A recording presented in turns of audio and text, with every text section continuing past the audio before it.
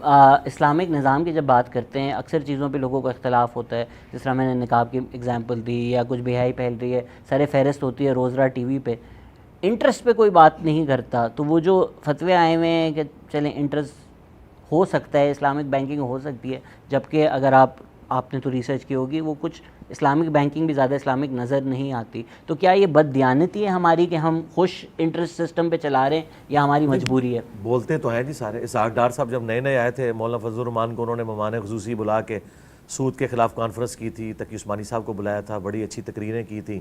اس کے بعد کچھ نکلا نہیں ہے. تو بولتے تو ہیں، اور ہمارے آئین کے اندر بھی ہے کہ سود فری بینکاری ہوگی، لیکن ظاہر ہے جس لیول پہ یہ کام ہونا چاہیے تھا وہ نہیں ہو سکا. اس کی وجہ ہے کہ میرے بھائی وہ شہباز شریف صاحب کے جملے کو لوگوں نے آؤٹ آف کانٹیکسٹ کوٹ کر کے مذاق اور میمز بنائی. ان کی بات ٹھیک تھی کہ بیگرز چوزر نہیں ہو سکتے. ایک غریب ہو تو بدتمیز. ہاں، یہ اس سے بڑا جملہ میں بولتا ہوں کہ جب چندے لوگوں سے لے کے کھا رہے ہو، آئی ایم ایف سے $1 ارب کے پیچھے تم ہاتھ پھیلا رہے ہو اور کہہ رہے ہو کہ یہ $1 ارب لے کے ہم نے دنیا میں اسلام کا جھنڈا امریکہ کے وائٹ ہاؤس کے اوپر بھی لہرانا ہے، تو بھئی آپ کی میمز ہی بنے گی نا. ٹھیک ہے، تو ان باتوں کو آپ سمجھیں. یہاں پہ بھی میں سمجھتا ہوں کہ ابھی بہت زیادہ امپرومنٹ کی ضرورت ہے اکانومی. یہاں پہ آپ کی پوزیشن یہ ہے کہ کیونکہ ہمارا اسلامک نظام صحیح طریقے سے نہیں آ سکتا، اور آپ نے بھی گریجولی ہوگا جی، ایک دم نہیں میں ہوگا. بھی کہا کہ آ گیا تو ساتھ بھی آئے گا، تو بہتر یہ پاکستان سیکولر ہے فار دا ٹائم بینگ. اس میں آپ زیادہ آزادی سے اپنا مذہب پریکٹس کر سکتے ہیں. پہلی بات ہے کہ ہمیں دیوبندی، بریلوی، اہل حدیث، شیعہ اسلام نہیں چاہیے. ہمیں اسلام چاہیے. اور اسلام تب آئے گا جب واقعی اسلام ہو. تو مجھے تو اس وقت وہ نظر نہیں آ رہا. تو ظاہر ہے یہ پھر سیکولرزم یہ اسلام کے سب سے زیادہ قریب ہے. پھر یہ محسوس کرتی ہے کہ ہم بھی رائے عامہ ہموار کریں، یہ لوگ بھی اپنی رائے عامہ ہموار کریں. جس طرح خادم رضوی صاحب کہتے تھے پیڑ پالو، پھر ٹھیک ہے ہم نے پیڑ پالا ہے، ہم نے اپنے دلائل رکھے ہیں عوام کے سامنے، آپ بھی اپنے دلائل رکھیں. جو جیت جائے گا وہ حکومت بنا لے.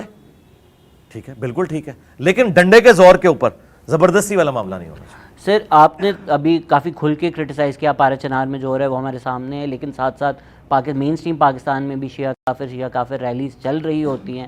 ان ریلی پہ جو لوگ کھڑے ہوتے ہیں، اسپیچز دے رہے ہوتے ہیں، بعد میں ہم دیکھتے ہیں کہ سنی مولوی جو پیار محبت کی باتیں کرتے ہیں وہ ان سے گلے بھی مل رہے ہوتے ہیں. تو اس طرح کے لوگ جو باتیں کرتے ہیں، میرے خیال آپ تو یہ اپنی موت مر چکے ہیں یار. اب کوئی اس بڑے لیول کا کوئی معاملہ نہیں ہوتا. مجھے آپ ایک بڑی تنظیم، کوئی بڑی ریلی بتائیں جس میں شیعہ کافر کے نارے لگ رہے پاس آپ ہوں. وہ تو ختم ہو چکی، بین ہو چکی. عمران خان کتنے لوگ تھے؟ ہزاروں. کراچی کہاں پہ ہوئی؟ شار فیصل. کس ٹاپک پہ ہوئی؟ اسی ٹاپک. نہیں، ٹاپک کیا تھا؟ مرکزی ٹاپک کیا تھا؟ نہیں، کوئی ایونٹ آتا ہے نا. دیکھیں مرکزی تو یہ تھا کہ ہم ہمارے جو ادارے ہیں ان کو سپورٹ کرنے کے لیے عمران خان کے خلاف، وہ آپ کو پتہ ہے کہ کس طرح. ہاں دیکھیں اب ٹاپک کیا جاتا ہے، لیکن اس پہ نعرے تو یہی لگے نا. وہ کسی انڈیویجول نے لگا دیے، ان کا بڑا بھی اس کو ڈینائی کرے گا. میں نہیں سمجھتا اس وقت پاکستان میں کوئی تنظیم اعلانیہ اس معاملے کو لے کے چل رہی ہے، اور نہ ہمارے ریاستی ادارے اس کو برداشت کریں گے. یہ میں آپ کو کلیئر کٹ بتا دوں. وہ پروٹیکٹ کرتے ہیں اس چیز کو، کیونکہ فوج شیعہ سنی تو نہیں ہے. آپ کو پتا ہے فوج میں اس وقت بھی، جب محرم ابھی آنے والا ہے نا، چند دن رہ گئے، محرم میں فوج کی اپنی گاڑیاں، جو فوجی شیعہ ہیں ان کے لیے، ان کی فیملیز کے لیے امام بارگاہوں تک، جن کو آپ امام بارگاہ کہتے ہیں، وہ مسجد ہے. وہ مسجد و امام بارگاہ ہوتی ہے، جس طرح ہماری مسجد اور مدرسہ ہوتا ہے، ان کی بھی مسجد ہی ہوتی ہے. مسجد کو امام بارگاہ نہیں وہ کہتے. ڈاکٹر صاحب یہ آپ کے لیے شاید نئی چیز ہو، امام بارگاہ ایڈجسٹنٹ ہوتی ہے، اصل وہ مسجد ہے. تو مسجد و امام بارگاہ کے لیے وہ ان کو لے کے چلتے ہیں. ایون ضیاء الحق سب سے زیادہ ہارڈ لائنر تھا نا. یہ ساری چیزیں اس نے بوئی ہوئی ہیں نا. ضیاء الحق کے دور میں یہ قانون بنایا گیا کہ کینٹ ایریا میں امام بارگاہ بھی ہوگی، بنوائی ہے اس نے. تو وہاں پہ بھی اس نے یہ کام، اس نے بھی اتحاد امت کے حوالے سے اتنا والا کام کیا. یہ علیحدہ بات ہے کہ جو باقی تنظیمیں بھی ان کے انڈر پروان چڑھی. میرا خیال ہے ابھی یہ اس طرح کی گنجائش ملک کے اندر کوئی نہیں ہے. انڈیویجول لیول کے اوپر کسی نے کیا ہے تو اس کا فالٹ ہے. ابھی تو ٹی وی پہ آ کے جن لوگوں کی آپ باتیں کر رہے ہیں، ان کے مولوی بھی آ کے سنی شیعہ اتحاد کے اوپر بات کر رہے ہیں. ٹھیک ہے، میری وجہ سے تو ویسے ہی ایک دوسرے سے گلے لگ کے سارے رو رہے ہیں. میرا خیال اتحاد ہو چکا ہے. یہ علیحدہ بات ہے. غامدی صاحب نے یہ بات کی تھی کہ ہمارے مولوی جو ٹی وی میں بات کرتے ہیں نا، یہی جمعے کے خطبوں میں کر رہے ہیں نا، تو فساد ختم ہو جائے گا. یہ علیحدہ بات ہے کہ ٹی وی میں ان کا چہرہ اور ہوتا ہے اور اپنی مجلس کے اندر ان کا چہرہ اور ہوتا ہے. یہ ساروں کے ساتھ اٹیچ ہے. تو میرے خیال ہے ہماری عوام جو ہے وہ ان کو کنڈیم کرے. اب تو بڑے سینسر ہو کے ویڈیوز بھی چڑھتی ہیں اور جو اس طرح کی وہ ویڈیو سامنے آئے تو اس کے اوپر FIA والے ایکشن لے لیتے ہیں. سر آپ نے ایتھیزم والی ڈیبیٹ کا ذکر کیا, کیا آپ کو لگتا ہے کہ مذہبی اسکالر جو ہیں وہ غلطی کرتے ہیں کہ ایتھیزم ورسز اسلام کی جو یوٹیوب ڈیبیٹس ہو رہی ہیں اس میں سائنس پہ رہ کر یہ ڈیبیٹ کر رہے ہوتے ہیں, جبکہ مذہب از a belief, is a faith.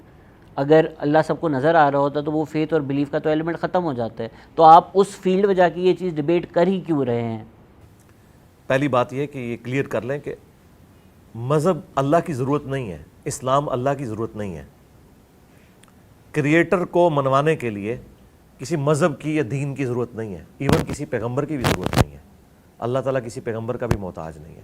اللہ اس وقت بھی تھا جب پیغمبر نہیں تھے, اور جب سب مر جائیں گے قیامت میں تب بھی اللہ ہوگا. یہ جو ڈیبیٹ ہو رہی ہوتی ہے نا ایتھیزم کے ساتھ, وہ اسلام پہ نہیں بحثیں ہونی چاہیے. کریشن کسی کریٹر کی ہے, یہ اس کے اوپر ڈیبیٹ ہونی چاہیے. میں تو کبھی نہیں اس طرح کی بحثیں کرتا. ہمارے ساتھ جب بھی کوئی بات کرتا ہم کہتے ہیں ایگزسٹنس آف گاڈ پہ بات کرو, پھر اگلی بات ہوگی. اگر تم ایگزسٹنس آف گاڈ کو نہیں مانتے, ہم نے پروفٹ کے کریکٹر کو تم سے نہیں ڈسکس کرنا, کیونکہ کئی چیزیں ایسی ہیں کہ جو اس دین کے ساتھ ایز اے رول اٹیچ ہیں, ان کو ہم کیسے چیلنج کر سکتے ہیں. مثلا کوئی ایتھیسٹ, اگر میں اس سے یہ چیلنج کروں کہ تو پریگنٹ کیوں نہیں ہوتا, عورتیں کیوں پریگنٹ ہوتی ہیں, تو کیا وہ اپنے آپ کو پریگنٹ کر سکتا ہے؟ ہم اس سے باہر نہیں نکل سکتے نا.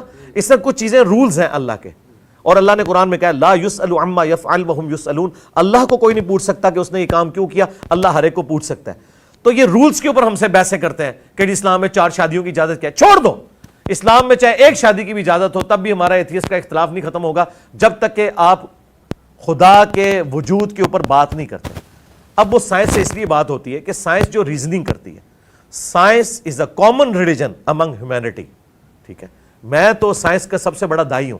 میں یہ سمجھتا ہوں کہ سائنس نے جو فزیکل فینومینا آف نیچر تھا, جو اللہ تعالیٰ کا فعل تھا, وہ میں سمجھایا ہے. قرآن اللہ کا قول ہے, لیکن یہ کائنات اللہ کا فعل ہے. اللہ کا فعل ہمیں سائنس نے سمجھایا ہے. ٹھیک ہے, تو سائنس ایک ذریعہ ہے ہمیں کریشن کے ذریعے کریٹر تک پہنچنے کا. اس لیے ہم خدا کے وجود کے اوپر بات کرتے ہیں. اور ہمارا کب یہ دعویٰ ہے کہ اللہ تبارک و تعالیٰ ڈیٹیکٹ ہو سکتا ہے سائنٹیفک انسٹرومنٹ سے, لیکن ہم ریزننگ کرتے ہیں کہ جو ریزننگ, جس طرح رچرڈ ڈاکنز نے جو باتیں کی ہیں دا گاڈ ڈیلوژن میں نے اس کا پورا جواب دیا ہے. ٹھیک ہے, اور ایک ایک بات کا ریزننگ کے ساتھ جواب دیا ہے کہ اگر آپ سائنس کو مانتے ہو, میتھمیٹکس کو مانتے ہو, پھر اس طریقے سے معاملات کو لے کے چلنا ہوگا. الٹیمیٹلی تمہیں کہیں نہ کہیں آ کے بات کو ماننا پڑے گا. یہ ہو نہیں سکتا کہ ایک طرف آپ سائنس کا سہارا لیں. مثلا میں آپ چھوٹی سی مثال دیتا ہوں. انٹروپی فزکس کی لینگویج میں ایک ٹرم یوز ہوتی ہے, ڈس آرڈر کو انٹروپی کہا جاتا ہے. Second law of thermo dynamics یہ ہے کہ انٹروپی یا تو کانسٹنٹ رہے گی یا انکریز کرے گی. ڈس آرڈر کبھی کم نہیں ہو سکتا تا وقت کہ کوئی ایکسٹرنل پاور انٹروین نہ کرے. ٹھیک ہے, یہ ایک اسٹیبلش لا ہے اور ہم نے دنیا میں دیکھا ہے. اگر میں آپ کے اس گلاس کے اندر بلو, گرین اور یلو کلر کے بالز کی لیئرز لگاؤں اور میں اسے ہلا دوں, تو اب اس کی پروبیبلٹی 0 ہے کہ دوبارہ وہ لیئرز اس طرح مینج ہوں, اس وقت تک کہ میں ہاتھ کے ذریعے خود نہ رکھوں, انٹرویون نہ کروں. یہ اس کی انٹروپی بڑھتی چلی جائے گی, بڑھتی چلی جائے گی. تو سرکار یہ بگ بینگ کون سا ڈس آرڈر ہے کہ اس کے بعد 20 لاکھ سے زیادہ مخلوقات زمین پہ آباد ہو گئی ہیں, اتنی ہارمونی کے ساتھ چیزیں ایلپٹیکل آربٹس کے اندر گھوم رہی ہیں. یہ کسی کے انٹروین کرنے سے ہوا ہے نا, ادروائز دھماکہ تو ڈس آرڈر لاتا ہے. یہ کون سا دھماکہ ہے جس نے اتنا بڑا آرڈر کریٹ کیا ہے؟ اس کے بغیر کوئی چارہ نہیں ہے کہ God is the only explanation of all the physical phenomena in this universe. پھر اس نے ایک اور بات کی تھی کہ جی جو فریڈ ہائل نے کہا تھا نا کہ جس طرح کوئی ہوائی جھکڑ ایک کوڑے کے ڈھیر سے اٹھا کر ملبے کو بوئنگ 747 نہیں بنا سکتا نا, اس طرح انسان بھی نہیں بن سکتا بغیر کسی کریٹر کے. یہ زیادہ کمپلیکس ہے. تو اس پہ رچرڈ ڈاکنز نے ایک باب باندھا تھا دا گاڈ ڈیلوژن میں, دا الٹیمیٹ بوئنگ 747. اس نے کہا گاڈ الٹیمیٹ بوئنگ 747 ہے. اگر انسان اتنا کمپلیکس خدا کے بنائے بغیر نہیں بن سکتا تو خدا کا بھی کوئی کریٹر ہونا چاہیے. تو اس کو پھر میں نے میتھمیٹیکل جواب دینا تھا نا, کہ میں نے مان لیا کہ خدا کا بھی کوئی کریٹر ہے, تو پھر وہ کریٹر تو اس سے بھی زیادہ کمپلیکس ہے, اس کا بھی کوئی کریٹر ہونا چاہیے, پھر اس کا بھی کوئی کریٹر. اور یہ انفینٹ پرابلم ہے. میتھمیٹیکلی یہ ایکویشن اس وقت تک اینڈ نہیں ہوگی جب تک آپ یہ مان نہ لیں کہ کوئی ایک کریٹر ایسا ہونا چاہیے کہ جس کا کوئی کریٹر نہ ہو. تو وہی تو ہے لم یلد ولم یولد. اور یہ ہم نے کیوں ماننا ہے کہ دوسری طرف میں ایگزسٹ کرتا ہوں؟